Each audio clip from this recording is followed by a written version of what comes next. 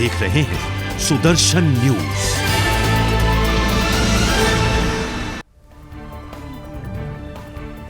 तो ब्रेक के बाद एक बार फिर से आप सभी का स्वागत है। बात ज्ञानवापी मामले को लेकर करेंगे। जिस तरीके से ज्ञानवापी परिसर को लेकर आज सुनवाई होनी है निचली अदालत में, ये सुनवाई बेहद अहम मानी जा रही है। सुप्रीम कोर्ट के निर्देश के बाद ये सुनवाई हो रही है। आपको बता दें कि मुस्लिम पक्ष और हिंदू पक्ष के जो दावे हैं उन दावों को देखते हुए ये सुनवाई होगी और ये सुनवाई जो है 7 बिंदुओं पर आधारित रहेगी। इनमें से 5 मांगे जो हैं वो हिंदू पक्ष की हैं, तो वहीं 2 मांगे जो हैं, जो 2 गुजारिशें हैं, जो 2 पक्ष है वो मुस्लिम पक्ष की ओर से रखा गया है। वहीं सुप्रीम कोर्ट की ओर से पूरे मामले की सुनवाई के लिए 8 हफ्ते का समय दिया गया है। 8 हफ्ते में यहाँ पर निचली अदालत को सुनवाई जो है समाप्त करनी होगी और उसकी रिपोर्ट जो है सुप्रीम कोर्ट को सौंपनी होगी। तो 8 हफ्ते यानी कि करीब करीब 2 महीने का समय सुप्रीम कोर्ट ने निर्धारित किया है निचली अदालत के लिए सुनवाई पूरी करने के लिए। वहीं दूसरी ओर सुनवाई जिस तरीके से आज होनी है, इसको ध्यान में रखते हुए सुरक्षा के इंतजाम भी जो है वो और बेहतर किए गए हैं। सुरक्षा के इंतजाम में अतिरिक्त सुरक्षा बलों को लगाया गया है। कोर्ट परिसर के अंदर भी सुरक्षा के पूर्ण बंदोबस्त किए गए हैं ताकि किसी भी तरीके की कोई अप्रिय घटना घटित न हो सके।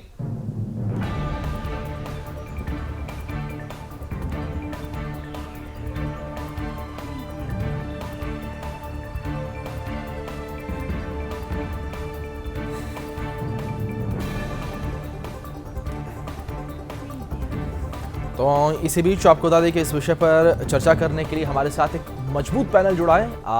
मेहमानों से आपका तारुफ करवा दें। हमारे साथ प्रशांत सिंह जी जुड़े हैं, हमारे संवाददाता हैं। संकेत गुप्ता जी जुड़े हैं, भारतीय जनता पार्टी से प्रवक्ता हैं। और पुष्पेंद्र कुमार जी जुड़े हैं, समाजवादी पार्टी से नेता है। आप सभी लोगों का बहुत बहुत स्वागत है। हमारे साथ संदीप मिश्रा जी भी जुड़े हैं, सुप्रीम कोर्ट में अधिवक्ता हैं।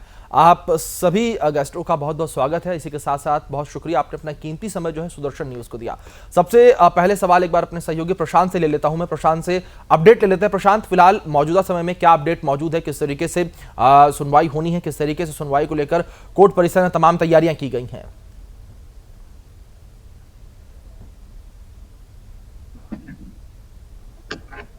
ने बोला आज जिला न्यायालय में यह फाइल आएगी, जिला न्यायालय के न्यायाधीश के द्वारा मामले की सुनवाई की जाएगी। न्यायालय का जो भी आदेश होगा वो हमें स्वीकार होगा। ज्ञानवापी मामले पर दोपहर 2 बजे होगी जिला कोर्ट में सुनवाई के दौरान सभी पक्ष को कोर्ट में रहने का निर्देश दिया गया है जी। जिला कोर्ट में आज सभी याचिकाओं पर होगी सुनवाई। सुरक्षा व्यवस्था के पूरे काफी में 454 व्यवस्था की गई है जी। जी बिल्कुल बिल्कुल प्रशांत, साफ तौर पर सुरक्षा के जो बंदोबस्त हैं वो पुख्ता किए गए हैं। इस बीच हमारे साथ संकेत गुप्ता जी भी हैं, भारतीय जनता पार्टी के प्रवक्ता हैं, उनका रुख करेंगे। संकेत जी, सबसे पहले आपका पहला रिएक्शन लेना चाहूंगा। जिस तरीके से आज सुनवाई होनी है निचली अदालत में, सुप्रीम कोर्ट का आदेश आया है और वहीं ये सुनवाई जो है 7 बिंदुओं पर आधारित है। 5 बिंदुएं हिंदू पक्ष की ओर से, यानी कि 5 मांगे जो है हिंदू पक्ष की, वहीं 2 मांगे मुस्लिम पक्ष की। किस तरीके से आपका रिएक्शन होगा? 499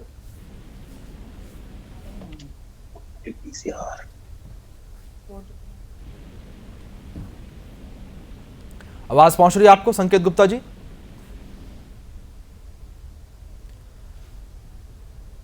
लगता है कि संकेत जी तक मेरी आवाज नहीं पहुंच पा रही है, कुछ तकनीकी खराबी है। एक बार फिर से उनसे जुड़ने का प्रयास करेंगे। लेकिन हमारे साथ समाजवादी पार्टी से नेता पुष्पेंद्र कुमार जी भी जुड़े हुए हैं, उनका रुख भी कर लेते हैं। और इस वक्त समाजवादी पार्टी जिस तरीके से विपक्ष की अहम भूमिका निभा रही है उत्तर प्रदेश सरकार में, पुष्पेंद्र जी आपका रुख जानना चाहूंगा। जिस तरीके से आज एक बार फिर से सुनवाई होने जा रही है, 8 हफ्ते का समय सुप्रीम कोर्ट की ओर से निर्धारित किया गया है। हम लोग पहले से ही कहते आ रहे हैं जी, जो न्यायालय का आदेश वो सबको पालन करना चाहिए जी। दूसरी बात ये कि इस मामले पे जो राजनीति हो रही है, उस राजनीति को भी एक तरफ से भाई समाज में जहर ना घोला जाए, ये देखते हुए जी हर पार्टी को ये सोचना चाहिए।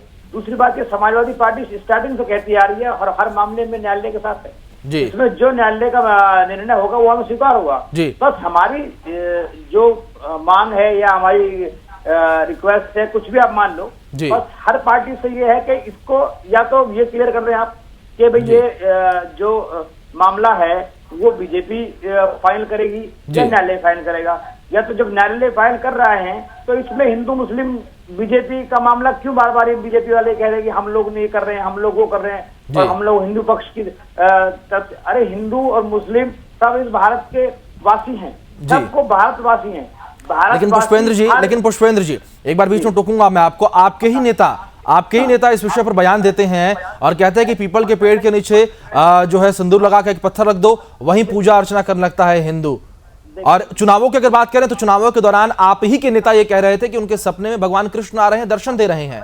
देखिए उस चीज को आप समझने की कोशिश करिएगा जी। उन लोगों का जो कहने का मतलब था वो इस तरह था कि भाई जो हिंदू और मुस्लिम हम लोग कर रहे हैं जी। उन्होंने कहा कि ऐसा तो ये भी हो सकता है कि कोई कहीं भी उसको एक मूर्ति रख दे और उसको कह दे कि ये भगवान है, सब लोग उसकी पूजा कर। उनका कहने का तात्पर्य ये था कि हम लोगों को अपने विवेक से ही सोचना चाहिए, अपने तरीके से सोचना चाहिए कि हम लोग हिंदू मुस्लिम में ना बटें जी। हमारा कहने का मतलब ये हमने कहीं भी ये नहीं कहा कि हम न्यायालय की बात को नहीं मानेंगे, न्यायालय का हमको नहीं आप मेरी बात नहीं समझे। मेरे कहने का मतलब यह है कि न्यायालय की बात मैं भी नहीं कहता। न्यायालय सर्वोच्च है, न्यायालय का जो भी आदेश होगा वो हम सब के लिए सर्वोपरि होगा और उसको मानना हमारी प्राथमिकता भी होगी। लेकिन जो आप राजनीति की बात कर रहे हैं, राजनीति तो आपकी पार्टी की ओर से भी की जा रही है। आप ही के नेता, आप ही के ये कह सकते हैं कि जो रेलगाड़ी उसका इंजन, वो ऐसे बयान देते हैं और इसी मसले पर राजनीतिकरण कर रहे हैं। अखिलेश जी का बयान कितने बयानों के बाद है, जब मतलब लगभग बीजेपी की तरफ से इतने बयान आ चुके थे। लेकिन एक बयान भी अपने आप में काफी है। कितने बयानों के बाद सामने आया, बीजेपी ने क्या कहा, बीएसपी ने क्या कहा और जेडीयू ने क्या कहा, ये सवाल नहीं है। लेकिन समाजवादी पार्टी ने क्या कहा, सवाल तो ये बनता है ना। मैं ये कहना चाह रहा हूँ उस बयान का जो उनका कहने का मतलब था वो यही था कि हम लोग अपने विवेक से हिंदू मुस्लिम ना होने दें। जो पार्टी इस काम को चाह रही हैं कि भारत देश में, उत्तर प्रदेश में हिंदू मुस्लिम हो और माहौल बिगड़े और उनका चुनाव का माहौल बने। उनका कहने का मतलब ये था कि अगर कोई कह देगा आपसे कि यहाँ पर वो भगवान की मूर्ति रखी है तो आप लोग उसकी पूजा करने से पहले देख लीजिए कि हम पूजा जो कर रहे हैं किसी के रखे हुए पत्थर की कर रहे हैं या फिर स्वयं भगवान की कर रहे हैं। भगवान हमारे भी है, हम भी हिंदू हैं, हम भी कृष्ण जी को मानते हैं, हनुमान जी को मानते हैं, शंकर सबको मानते हैं क्योंकि हम खुद स्वयं हिंदू हैं। भगवान से पर कुछ नहीं है। लेकिन उन भगवान के नाम पर आपस में लोगों को न लड़ाया जाए, ये कहने का मतलब। जब हम चलिए ठीक है, पूरा भारत कह रहा है। संकेत जी भी जुड़ गए हैं, ठीक है पुष्पेंद्र जी, संकेत जी भी जुड़ गए हैं, एक बार उनका रुक कर लेते हैं, उनकी प्रतिक्रिया जान लेते हैं। संकेत जी आवाज मिल रही है आपको मेरी? बहुत बहुत आराम से सब जी। संकेत जी सवाल मेरा यहाँ पर जिस तरीके से पहले था आपकी प्रतिक्रिया, और दूसरा आपने यहाँ पर पुष्पेंद्र जी को भी सुना जिस तरीके से अखिलेश यादव जी ने जो बयान दिया था उसको लेकर भी बातचीत हो रही थी, वो मामला भी कहीं ना कहीं ठंडा पड़ता हुआ नहीं दिख रहा है। लोग जो है आहत हुए हैं उससे भी। देखिए ज्ञानव्यापी मामले में सुप्रीम कोर्ट ने सीधी डायरेक्शंस दी कि जिला जज इसका फैसला करें। जो भी साक्ष्य वहां पर जो भी जांच हुई है, जांच प्रक्रिया में शिवलिंग पाया गया, जांच प्रक्रिया में बहुत सारे ऐसे साइन पाए गए जिनसे ये प्रतीत होता है कि वहां पर आक्रांताओं द्वारा एक मंदिर तोड़ा गया और मंदिर की जगह पर मस्जिद बनाई गई। उसके लिए मामला विचाराधीन है और जिला जज को वो मामला सुनना है। इसी बीच में सपा के माननीय अखिलेश यादव जी एक ऐसा बयान देते हैं कि हिंदू जहां भी पत्थर रख दे वहीं मंदिर बन जाता है। क्या शिवलिंग अखिलेश यादव जी के लिए पत्थर है? ऐसे बयान देना बेहद शर्मनाक है। उससे पहले भी उन्होंने कृष्ण जी के लिए बयान दिए हैं, पहले राम मंदिर का मजाक उड़ाते रहे। इस तरह की बातें करना सपा जैसी जिम्मेदार पार्टी के एक नेता को, जो सपा के होलसेल मालिक बनते हैं, आज सपा की पार्टी एक पर आधारित है, उनके द्वारा हिंदू मुस्लिम ऐसे नाजुक मसलों पर ऐसे बयान देना बिल्कुल शोभा नहीं देता।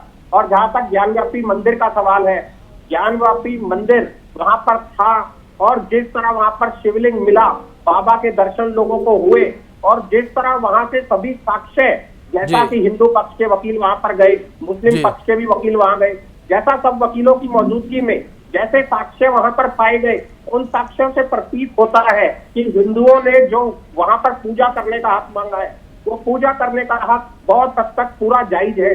बाकी जिला अदालत के सामने यह मामला विचाराधीन है। जिला अदालत बहुत सक्षम है इन सब चीजों को देखने के लिए।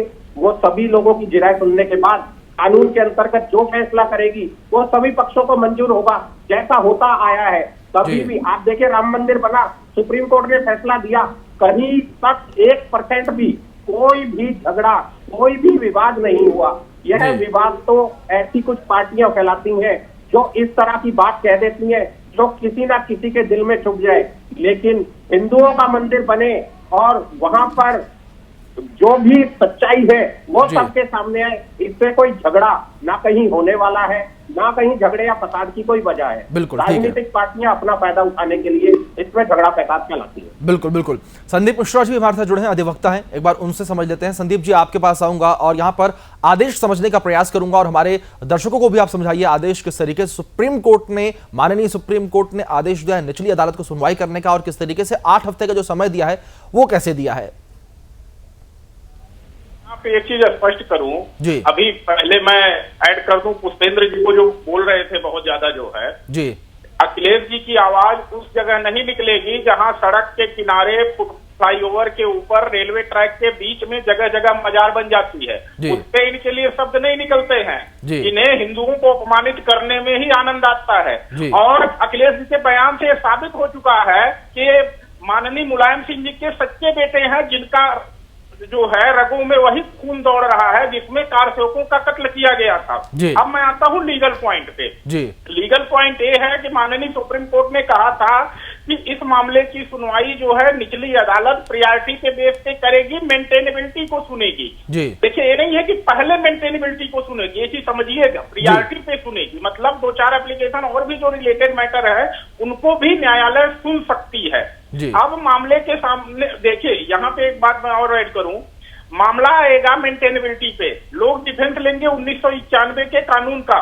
1991 के कानून पर कहूं कि जब कोई मामला सुप्रीम कोर्ट या हाई कोर्ट के समक्ष जाता है, हाई कोर्ट और सुप्रीम कोर्ट को संविधान का संरक्षक माना जाता है और देश की भावनाओं को, देश के लोगों की आवाज समझा जाता है। तो जब किसी मामले को लेकर के लोग सुप्रीम कोर्ट जाते हैं तो न्यायालय सबसे पहले देखती है कि कहीं न्याय की आत्मा को कुठाराघात तो नहीं हो रहा है। जब न्याय की आत्मा को कुठाराघात होता है तो वहां पे प्रॉम्प्ट रिलीफ मिलती है। तो क्योंकि प्रॉम्प्ट रिलीफ तो किसी को मिली नहीं, इसका मतलब है न्यायालय इस बात से कन्विंस है कहीं न कहीं कि इसमें जो है लोकस है, मामले को सुना जाना चाहिए और दूध का दूध पानी का पानी होना चाहिए। 1991 का कानून कहीं से इसके मार्ग में बाधा नहीं बनेगा। जी ठीक है। अब इसी के साथ पुष्पेंद्र जी का रुख करूंगा। पुष्पेंद्र जी, आपने सुना, यहाँ पर इसी के साथ एक सवाल मैं भी अपना रखूंगा। जिस तरीके से समाजवादी पार्टी के तमाम नेता इस वक्त विरोध भी कर रहे हैं और हिंदू पक्ष की मांगों को गलत भी ठहरा रहे हैं, अगर मांगों की बात की जाए तो मांगे क्या गलत लगती हैं? पुष्पेंद्र जी, आपसे जानना चाहूंगा, क्या श्रृंगार गौरी की पूजा जो 1 साल में 1 दिन करने की अनुमति मिलती है, वो 365 दिन की अनुमति नहीं मिलती? उसी जगह पर उसी स्थान पर पूजा होती है, लेकिन अगर बाकी के 364 दिन पूजा करने की बात कही जाती है, फिर मिर्च क्यों लगती है? जिनने आपसे कहा हो कि हम उसका विरोध कर रहे हैं, हमने पहले दिन से हम कह रहे हैं, हमारे कोई भी प्रवक्ता हो वो हम यही कहते आ रहे हैं कि हम कोर्ट के फैसले के साथ हैं। अभी हमारे बीजेपी के साथी बोल रहे थे कृष्ण जी के बाद, आप ये शायद भूल गए 2012 और 17 के बीच में जो सपा सरकार थी, उसके लिए कृष्ण मंदिर के लिए हमने स्वयं उसका मैनिफेस्टो भी अपने रखा भी था और उसमें हमने उनका पूरा नक्शा बनाकर जो मथुरा अथॉरिटी है उनको दिया था। उसके लिए फंड भी पास होने की बात थी, जमीन भी जो थी उसके साथ में पास होनी थी। जो 56 या मेरे ख्याल में 58 मंदिर जो सबसे बड़ा कृष्ण मंदिर था पूरे वर्ल्ड का, जो हमको बनाने की हम लोगों ने बात कही थी, और उसको दुर्भाग्यपूर्ण हम सरकार में नहीं आ पाए। अगर हम सरकार में आते तो उस मंदिर को आगे भी हम बना के उसका तैयारी कर देते। लेकिन ऐसा होता है कि हर पार्टी को अपना काम बढ़िया लगता है, इसमें कोई दो राय नहीं है। लेकिन मैं फिर आपसे कहना चाहूंगा, अभी हमारे अधिवक्ता है, सामान्य है, हम उनका सम्मान करते हैं, वो भी अभी कह रहे थे कि नेताजी का बिल्कुल वही। देखिए, उस टाइम पर क्या स्थिति रही होंगी, जो उसके बाद कोर्ट कचहरी भी हुआ, उसके बाद नेताजी के साथ कोर्ट ने जो निर्णय दिया हो वो पहले हो चुका है, जिन्होंने अभी उन्होंने उनका जिक्र करा गोलियों वाला। मैं फिर आपसे कहूंगा कि कृपया करके इन चीजों को छोड़ दिया जाए। हम इससे ऊपर उठ के कहना चाह रहे हैं कि ये भारत देश है, इसमें भारतवासी बन के कि हम लोग नहीं रह सकते। हम लोग क्यों हिंदू मुस्लिम पे बार बार घुमा फिरा के आते हैं? हमने कब कहा कि वहां मंदिर या मस्जिद बनना है, ना बनना चाहिए? हमने स्टार्टिंग से, पहले दिन से एक ही बात कही कि हम कोर्ट के साथ हैं, और यही बात हमारा राम मंदिर जब बना था उसमें भी हमारा ये स्टैंड था। लेकिन उस टाइम क्या स्थिति रही होंगी वो उस टाइम का प्रशासन बताएगा, उस टाइम की जनता को पता होगा। जब वो चीज बीत चुकी है उसके लिए कोर्ट में भी जा चुके हैं। ठीक है, उसको न, लेकिन ठीक है पुष्पेंद्र जी, आपकी बात समझ गया मैं। जिस तरीके से आपने भी जिक्र किया कृष्ण भगवान का, और खुद समाजवादी पार्टी प्रमुख अखिलेश यादव भी चुनाव के दौरान भगवान कृष्ण का जिक्र करते, लेकिन दुविधा यही है पुष्पेंद्र जी कि भगवान कृष्ण याद तो आते हैं आपको, लेकिन केवल जब चुनाव का समय नजदीक आ जाता है तभी याद आते हैं। एक बार रुक कर लेते हैं एक बार फिर से संकेत जी का, लेकिन ब्लड में है, ठीक है पुष्पेंद्र जी, ब्लड में है, आपकी बात मैं मान रहा हूं, लेकिन ये ब्लड जो है वो तभी उबाल क्यों खाता है जब चुनाव नजदीक होने वाले होते हैं। 2012 तो सरकार बनने के बाद हमने मंदिर का संकेत जी की प्रतिक्रिया ले लेते हैं एक बार, ठीक है पुष्पेंद्र जी, संकेत जी को सुन लेते हैं एक बार। जी संकेत जी, प्यार करेंगे जी। जो हिंदू धर्म में शिवलिंग की तुलना पत्थर से करते हो, वो क्या हिंदू धर्म से प्यार करेंगे? वहां पर उन्हें शर्म आनी चाहिए या बोलते हुए। कहने को यादव यदुवंशी होते हैं, लेकिन उसके बाद इस तरह की बात करना और वो भी मुख्य पटल पर आकर इस तरह की बात करना, ये बिल्कुल भी शोभा नहीं देता। मेरे दोस्त अभी बता रहे थे 12 से 17 तक इनकी सरकार थी, क्यों नहीं बनाया इन्होंने कोई मंदिर, क्यों उन्होंने ऐसी जांच नहीं करवाई, क्यों उन्होंने राम मंदिर के लिए कोई पॉजिटिव स्टेप नहीं उठाया? क्योंकि हिंदू सिर्फ इनके लिए राम मंदिर आपने बनाया, कोर्ट ने बनाया, जात पात की राजनीति, धर्म की राजनीति और अखिलेश यादव की राजनीति सिर्फ इसी पर टिकी हुई है। ज्ञानव्यापी मंदिर के बारे में जहां तक मेरी जानकारी है, मैं जो आपको बताना चाहता हूँ, जो 91 का कानून जिसके बारे में ये बार बार कहते हैं, 91 के कानून में सेक्शन 4.3 में साफ लिखा हुआ है कि एंशिएंट मॉन्यूमेंट पे यह कानून लागू नहीं होता। और अगर यह कानून लागू होता है, जिसके लिए बार बार ये चिल्लाते हैं, तो यह कानून जब कश्मीर में मंदिर तोड़े जाते हैं तब यह कानून का हवाला क्यों नहीं दिया जाता? जब हिंदुओं के इतने सारे मंदिर बेवजह तोड़ दिए जाते हैं, जब राजस्थान में अभी मंदिर टूटा तो इनको क्यों उस बात की शर्म नहीं आई? आज यह कहते हुए मुझे कई बार बहुत शर्म आती है कि हम इस देश के वासी हैं, हम इस धर्म में पैदा हुए, बहुसंख्यक हमारा देश है, हमारे देश में बहुसंख्यक हिंदू है, लेकिन इसके बाद भी बहुसंख्यक समाज के हितों का जब हनन होता है, तब देश में हिंदुओं के आदर्श और हिंदुओं के हक की कोई बात आती है तो देश की राजनीतिक पार्टियां आक्रांताओं का साथ तो देती हैं, लेकिन उन हिंदू भाइयों का को अकेला छोड़ देती हैं और उनके नाम पर राजनीति करती हैं। संकेत जी लगातार, ठीक है संकेत जी को संदीप मिश्रा जी का रुख करूंगा। संकेत जी को संदीप मिश्रा जी का रुख करूंगा। संदीप मिश्रा जी भी हमारे साथ लगातार बरकरार हैं, अधिवक्ता हैं सुप्रीम कोर्ट में। एक बार 1991 का जो ये उपासना कानून है उसको समझने का प्रयास करते हैं। संदीप जी, आपसे जानने का प्रयास करूंगा, एक बार हमारे दर्शकों को बताइए, जिस तरीके से कई रिपोर्ट जो है वो मीडिया में चल रही हैं, दौड़ रही हैं, कई रिपोर्टों में दावा किया जा रहा है कि उपासना कानून के तहत ज्ञानवापी का मसला आएगा, तो वहीं कई लोगों का यह भी कहना है, यह भी दावा है कि उपासना कानून के तहत ज्ञानवापी परिसर नहीं आएगा।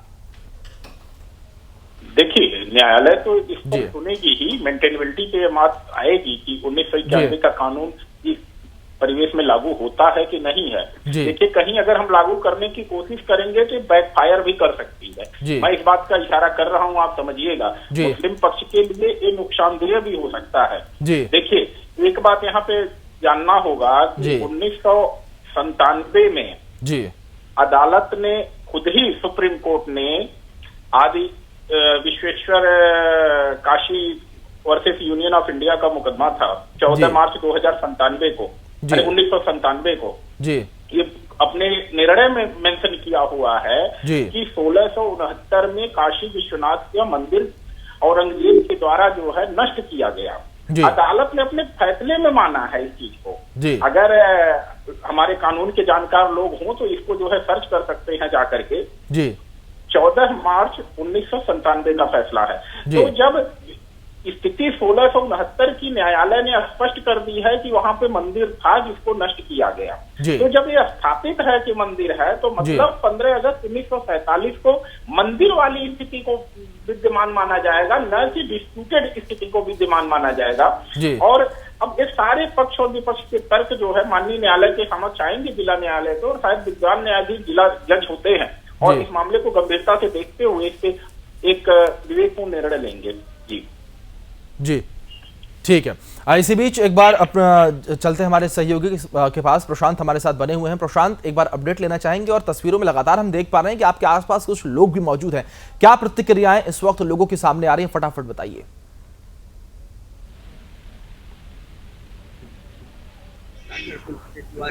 जिला न्यायालय में ज्ञानवापी मस्जिद के अंदर वजू खाने समय तक खाने के अंदर मुख्य गुम्बद के नीचे शिवलिंग के रूप में विराजमान मुख्य विशेश्वर ज्ञानी भगवान विश्वनाथ के पूजा का अधिकार मांगने के लिए आज याचिका दायर करने के लिए पहुंचे हैं कोर्ट। उनका कहना है कि हम न्यायिक तरीके से अपने भगवान की पूजा का अधिकार लेने आए हैं और मेरी तरफ से स्वयं न्यायालय में याचिका दायर की जा रही है कि हमें वहाँ मौजूद शिवलिंग की पूजा का अधिकार दिया जाए।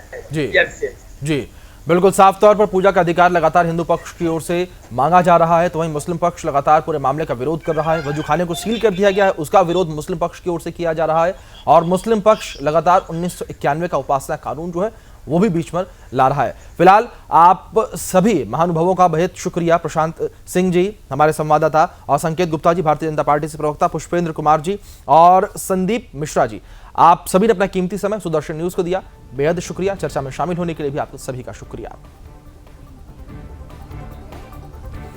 तो हमारे साथ एक मजबूत पैनल जुड़ा, जिस तरीके से गंभीर मुद्दे पर चर्चा हुई, किस तरीके से ज्ञानव्यापी मामले को लेकर सुनवाई होनी है। सुप्रीम कोर्ट की ओर से 8 हफ्ते का समय निचली अदालत को दिया गया है सुनवाई के लिए। अब देखना यहां पर दिलचस्प ये रहेगा कि इस 8 हफ्ते की सुनवाई में क्या कुछ निकलकर सामने आता है निचली अदालत में और क्या रिपोर्ट निचली अदालत से सुप्रीम कोर्ट पहुंचती है और इसमें क्या फैसला लिया जाता है। इन तमाम मुद्दों के साथ फिलहाल रुकेंगे छोटे से ब्रेक के लिए।